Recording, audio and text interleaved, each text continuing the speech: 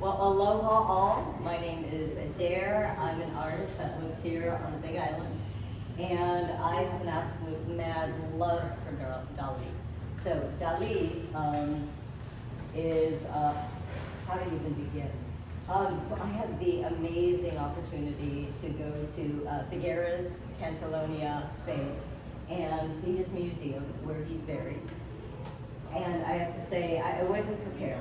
I walked in, and the moment I walked in, my camera came out. I took every single picture of the entire museum and every single piece of artwork that he did. I was so blown away. I didn't realize the scope in which Dali's work expanded into. So I just want to go over a little bit today of some of the other pieces you normally don't see, right? Because he's in history books through and through, but there's some pieces that have kind of escaped. So, if you could go to the first slide. Yeah, perfect. This is the entrance to the museum, and he did a really fun thing with figures throughout the entire museum.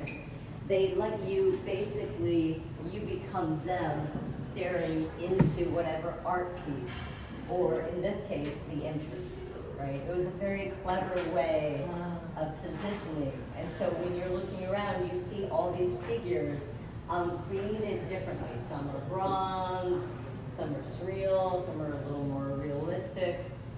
So this museum is actually a theater. It's called the Dali Theater Museum. And his first ever art show was in this theater. He built this museum. He did. He absolutely He bought did. an old factory at the end of World War II and converted it into a museum. Yes.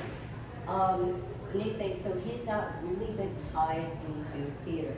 So for that, he really has got this neat history of the love of acting, the love of performance.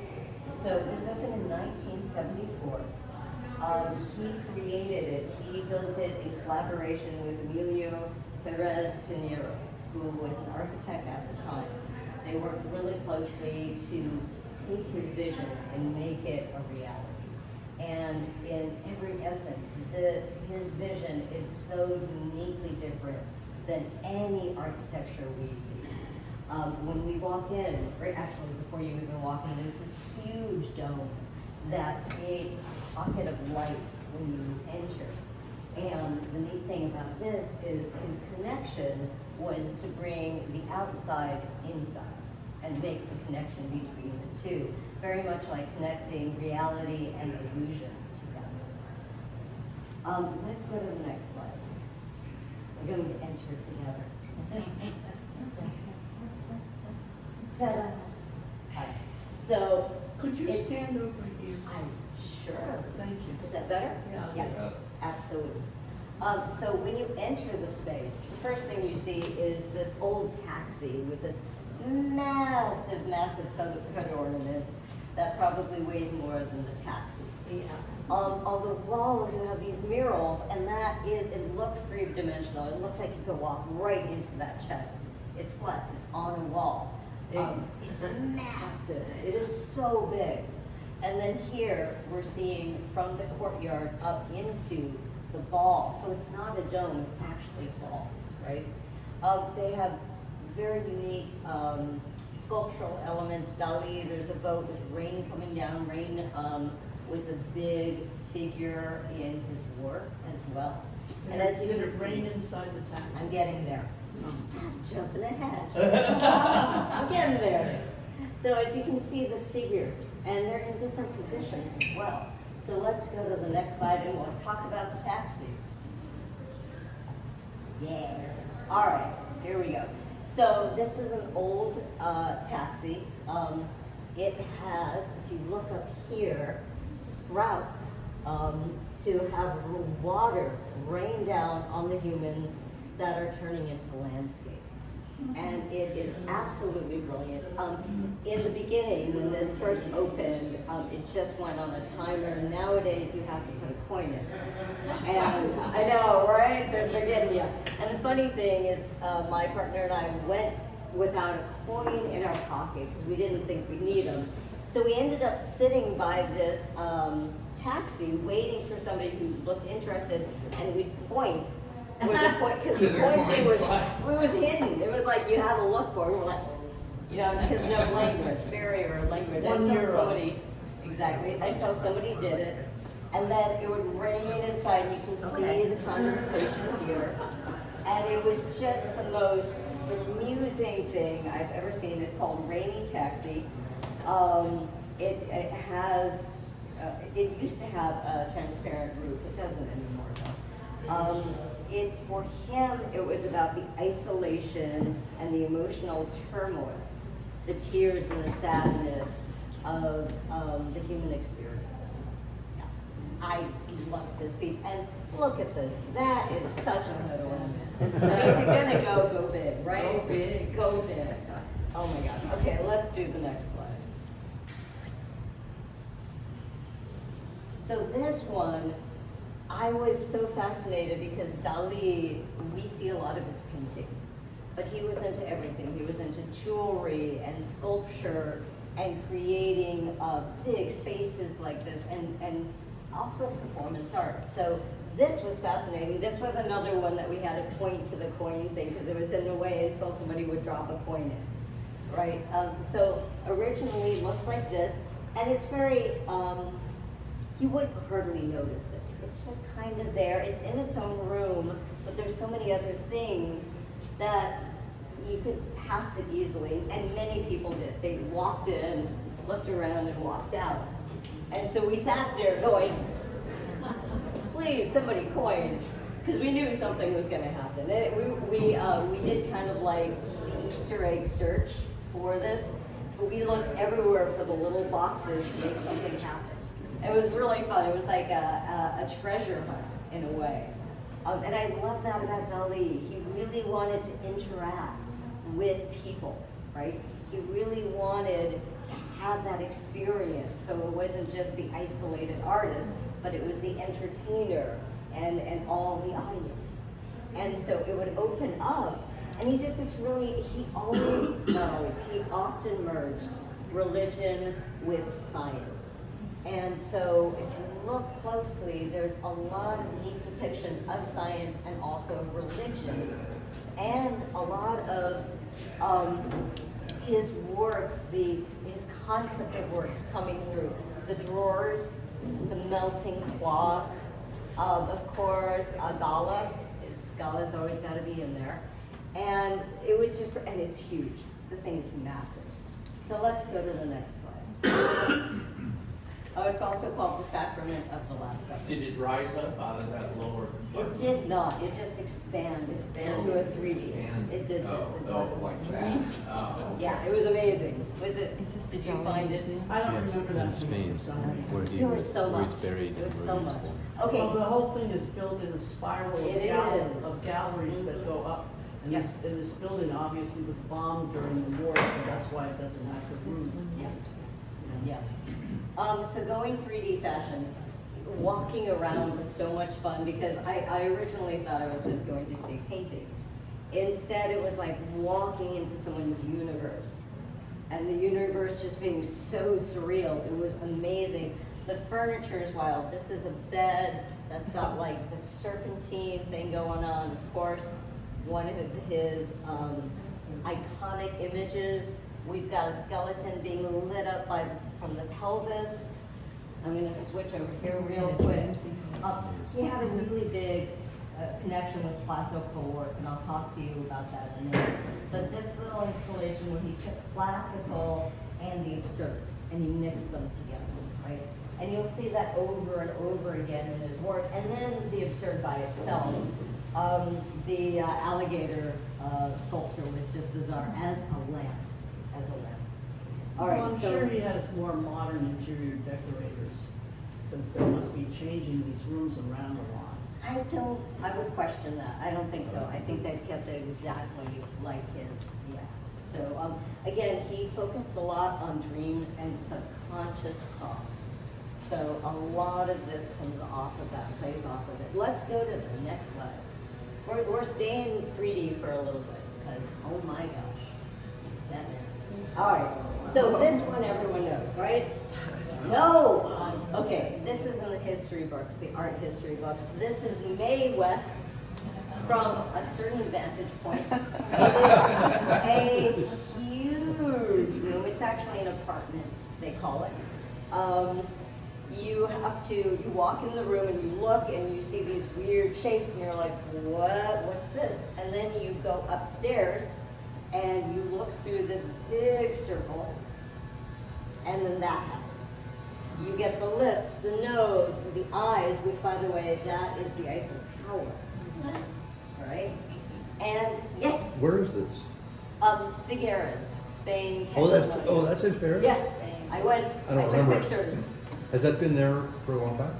I used up my entire phone's memory and then my partner's. Every single picture. They're rotating this stuff, it's not the same all the time. Yeah.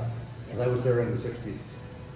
Oh, nice. Yeah, but you said it was opened in 70-something. 74. 1974, yes. Sorry. Dates I don't remember as well. Fake news. Well, maybe 74. We can always look at, I could always be wrong. That's true. Okay, So that's helpful. the neat thing about this is he wanted to have the conversation about not only seeing a face, two-dimensionally, but three-dimensionally, and how do we do that?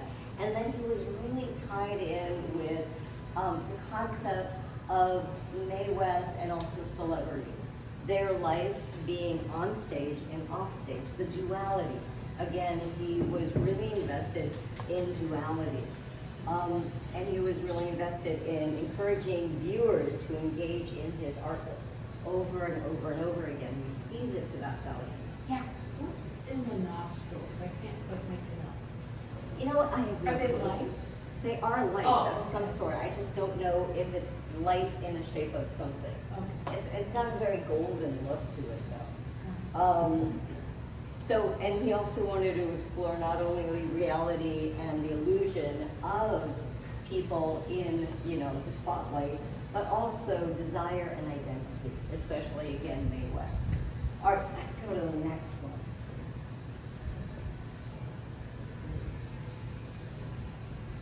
Oh, I fell in love with this. Oh my gosh. So, going 3D in epic fashion. Oh my gosh. He got really obsessed with mirrors, with reflections, with illusions, right? And he'd often work with scientists and mathematicians to really push the boundaries of traditional art techniques. He was always thinking out of the box. He blew up the box. There was no box with Dali. He was just doing his own thing, but he would bring in people to give him more knowledge so he could step farther into the abyss of creativity. And this is one of them. This creates a skull. Can you all see that? And there was many of these, and they were absolutely brilliant. There's the eyes, there's the teeth, and there's the skull. Yeah. Hard to photograph. When you see it in person, you're like, oh, what's that? What's that man doing? Nowadays, there's programs that can do this, and there's other artists that do this. But to my knowledge, I want to say he was the first one. Does anyone know differently? I couldn't find anything before Dali. Man Ray. Man Ray. That's a good thing to look up. Yeah, it didn't come up in the search, but I'll look again. All right, let's go to the next slide.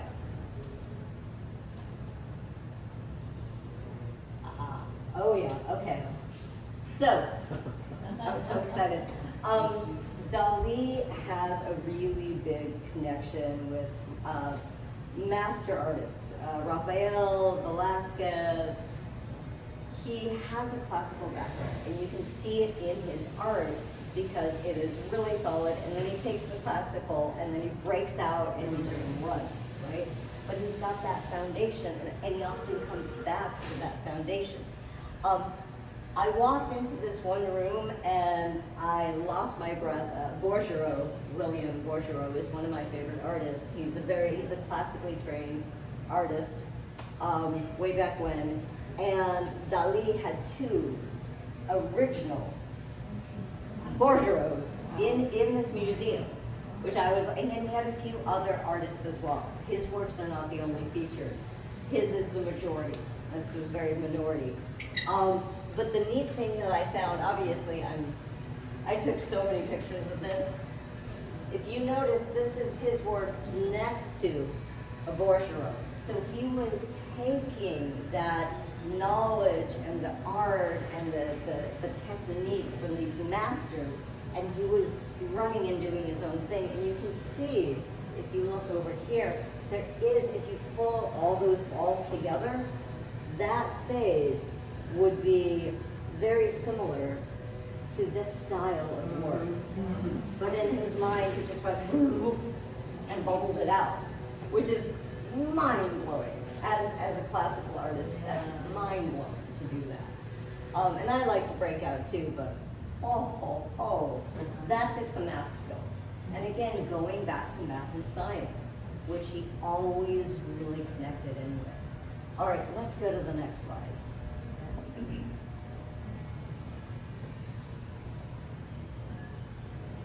All right, messing with the classics. Yeah, who doesn't like to do that? So over and over and over again, walking around the museum, I would see classic art represented, but in a different light. And this was some stuff that I've never seen in the art history books. I've never seen anywhere. I have seen this one. So this is Vino de Milo with drawers. And the neat thing about this one is it's meant to talk the hidden compartments. So you can pull up these drawers. We can't, it's behind glass. I really wanted to, though. It's about symbolizing secrets, desires, memories, and even unconscious thoughts.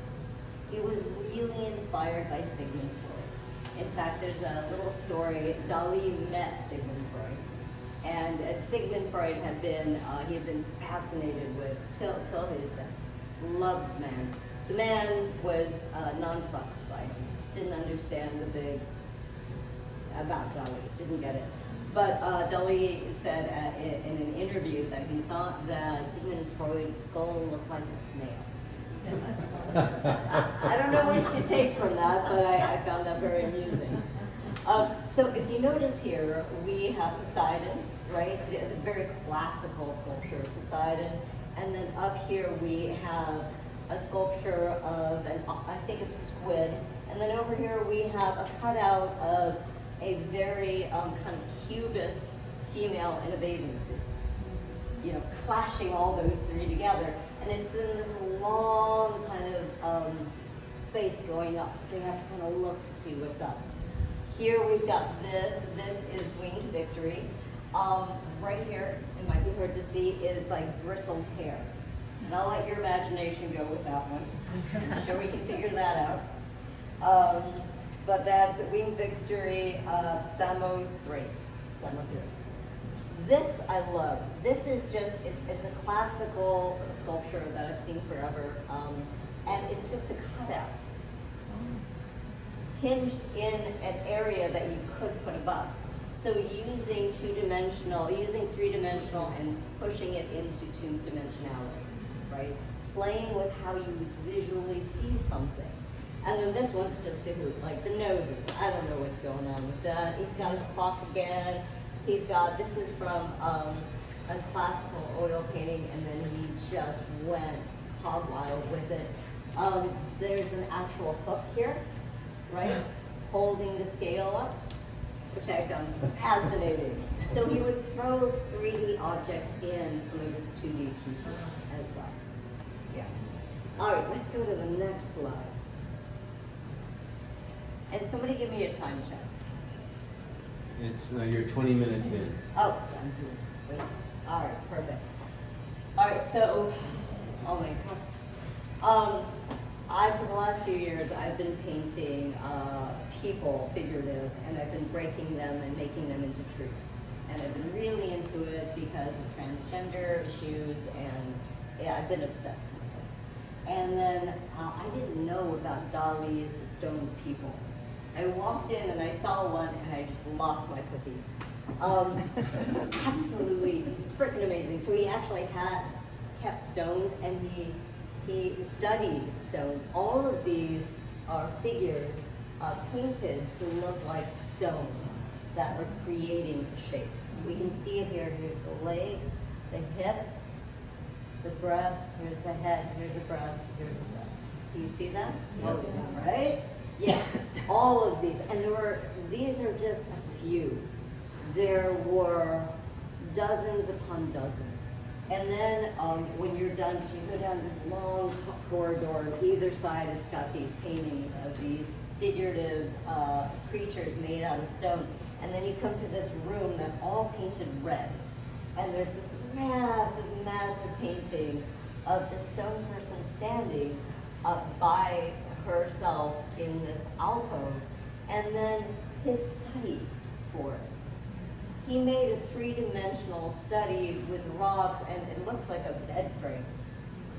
And I think that's the most fascinating thing ever. Like, that is so creative. There's also a little figure here, conscious, unconscious. Again, themes that you'll see Dali go back to over and over and over again. All right, let's go to the next one.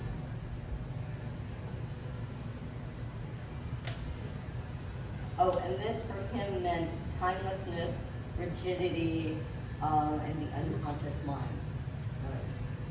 So this was trippy. This was, once you come out of the space, remember the taxi cab, and you walk in, and there's this huge space. The floor is all red tile, except for this one white slab. And there might have been something on here at one point, but there's not anymore. There's no markers about what this is. And so Alex and I had an idea, and we just sat there and watched people just walking right over it, not having a clue. He's buried underneath, in a chamber underneath. This marks where he's buried. And people walk on it all day long. Most people did not have a clue. Once in a while, somebody would know, right? So historians say it's because of his desire for a humble and mysterious final resting place.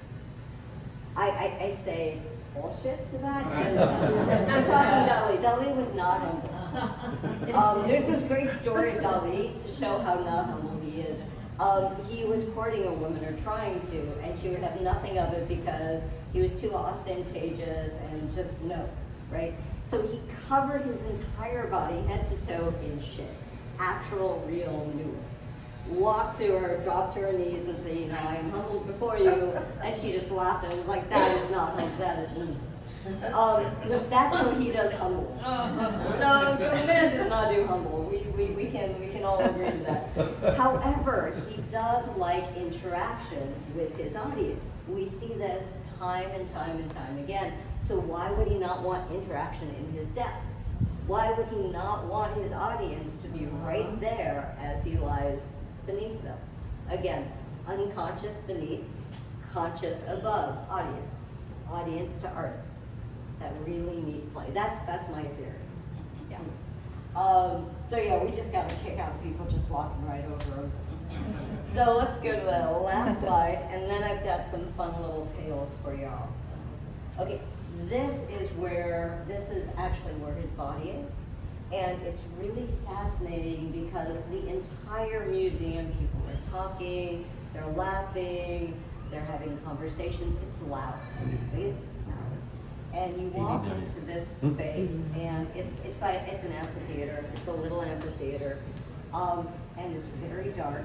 It's the only dark space in the whole museum, and there's a reverence. Like, everybody shuts up immediately. It was really bizarre. There was no loud conversations, there was no laughter, everyone was just like, and he's flanked on some of his favorite pieces. And it's just very, very austere and simple and fascinating. Again, I'm gonna go back to the unconscious, right? Where you go down the old stories. He was really into myths, especially Greek myths. When you go down into the underground, into Hades, not hell, there's a term for that. So this felt like this, because it was underground, it was beneath, right? And it just had this amazing weight to it. that was really impressive. Yeah. The jewelry museum still exists? Yes, it does. Yes, it's amazing. If I had more time, I would have. He created a bunch of jewelry, and jewelers made them, and they're interactive jewelry. Some of them. They're just, if you ever get the chance, oh my God, go see it. So I wanted to just tell you some of the weird little tales of Dali. Are you down for it? Sure. All right, there's some really good ones. Okay, well, first, we know his obsession with Freud. He loved bizarre, weird creatures, and he loved taking the normal and making it absurd. So one of the things he would do is he had an anteater for a little while, and he'd take walks with it. And there's a famous picture of him with an anteater, and it was just to make people think differently, right? Really fun. He did that in Paris in 1969, and he got a lot of attention, as you would expect, from an anteater. Another fascinating thing, so there was a whole mystery and mystique around Dali, and he fed into that. Like he worked to create that.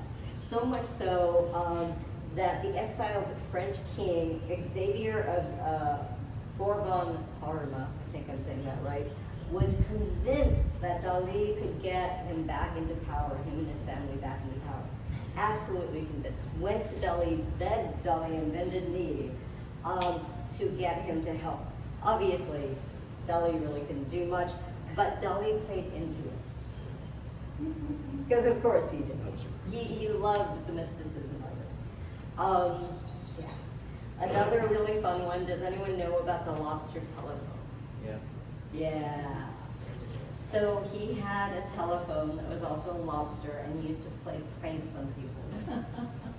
Again, taking the mundane, a telephone, and the absurd, a lobster, and combining them together, and let's see what happens. He was very much of that mindset. Let's see what happens. One of my favorites, because it's so much who he is as a human being, is he was doing a lecture, and this was London, 1936. And while he was doing the lecture, he was in a full, complete, deep diving suit, like the old school ones, you know, with the big helmets, because he was talking about the unconscious and doing a deep dive into the unconscious, right? He was really good with puns, loved the puns. And unfortunately, the oxygen was not working, and so he was asphyxiating. And he couldn't get the helmet off himself, so one of the people working with him came over and got it off. And then he continued with the lecture because he said the near-death experience will make this lecture even better.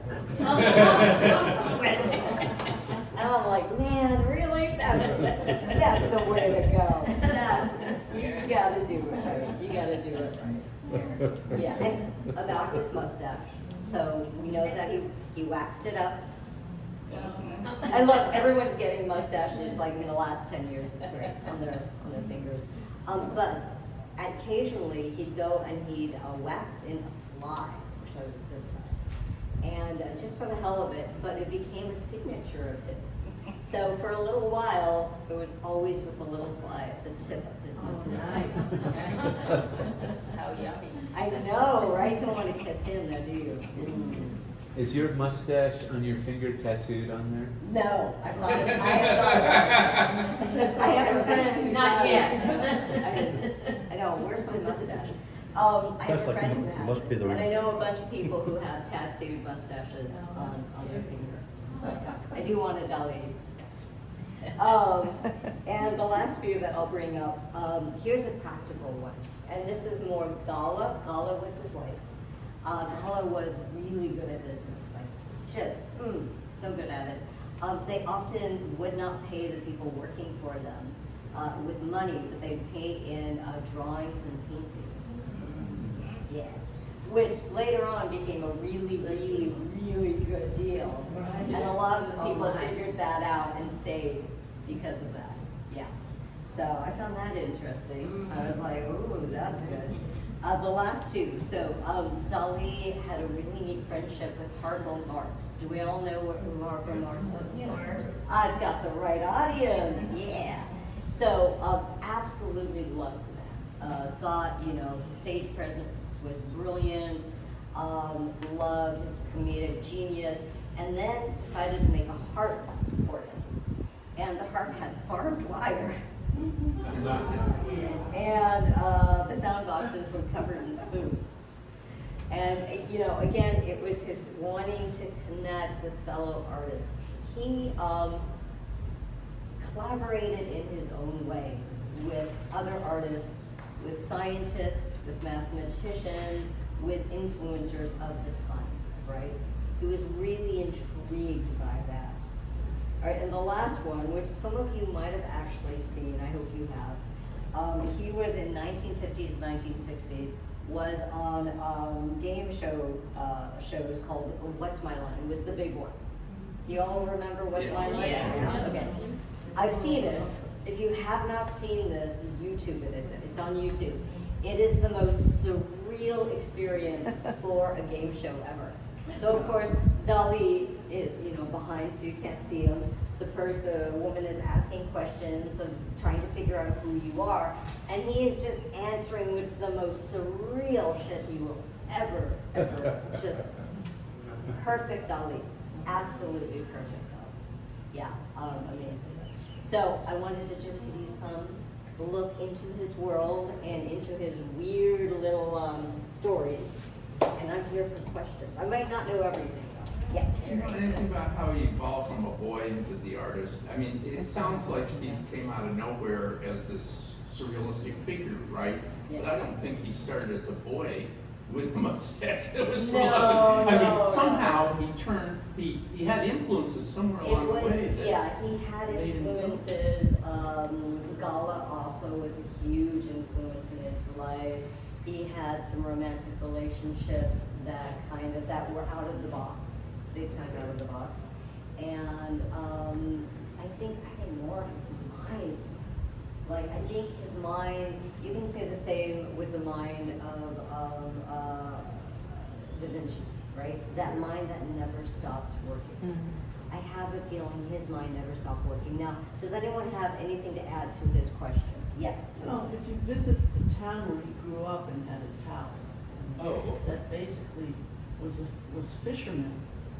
So he hung out with a lot of these fishermen and eventually bought their little plots to create this larger piece that made up his house Wait, and he museum. wasn't a fisherman as a boy. I mean, No, he he wasn't. wasn't. I mean, did he do anything before he was an artist? Well, he goes off, you see him, he's an extremely handsome young man. Very much. And he goes off to Madrid or wherever the hell he goes off to, and he starts mingling with all these other people. So it was moving to the big city kind He of went, turned. the country and he boy went went to into the it. big city and then he And came he had back. the lovers that kind of were able to help him along. Was there any earliest work that wasn't as surreal? Oh, yeah. Yeah, no, he has a classical background. Oh, He okay. has a classical Yeah. So he did. Yeah. do I was some in work. Italy one time and we went to this castle and there were hundreds and hundreds of drawings of the Divine Comedy by By him. Yes. Which weren't surrealistic. He drew every single part of the Divine Comedy. Oftentimes you find these artists like Picasso. Like, Yeah. so I was thinking Picasso of has a yeah. classical background, and then Then he he morphed. springboarded off the classical And did his own thing. did his own thing. Yeah, Ken, you. He was a very precocious young child and got into all kinds of mischief and proclaimed himself a god practically. And I think his older sibling died and then he was born a year later, and that had a big effect on Didn't him they also. name him the same as the Yes, brother he had because the they same thought name. that he was the Reincarnation. brother? Oh, reincarnation. Yeah. Oh. And that so messed with his head. he did all kinds of crazy things too as a child. In his biography, it talks about that. Yeah, so Interesting. early He was on. kind of surrealist even as a child. Even as a But it child. wasn't yet known. Well, and if we think about it, with his brother's passing and with him That being the immediately is that reincarnation, is you've got the strange. tie-in from death to life, right? So we see this duality of him playing with the conscious and the unconscious, with science and spirituality. That's that duality that we see over and over and over again. He already had one foot in the grave when he was a baby because of my dead brother lives in. And Vincent had the That's- same thing. Vincent van Gogh also had Yeah. a brother Yeah. that died the year before he was That's born. right. Fascinating. Oh, I just got goosebumps. I didn't know about Vincent, yeah. Any other questions? Yeah. Did Della die before him, and is she buried in the same museum? I actually don't know. I don't know as much about Dalla. You said she He was bought there. her, he bought her a castle, and she lived in the castle, but he could only come there if she invited him. Oh, yeah, I remember hearing about Well, you that. said she was really good at business, and so She I was kind of wondered if amazing she at promoted business. him Yes. after his death, sort of like, I don't know. like I think she died Van first, Gogh's. but we can Yeah, Google it. first, We when- can Google it. Yeah, I don't know as much We'll about check- Dalla we'll check as I later. do about, about Dalla. Wonderful talk. Yes, Thank you. really nice. Thank you. Yeah.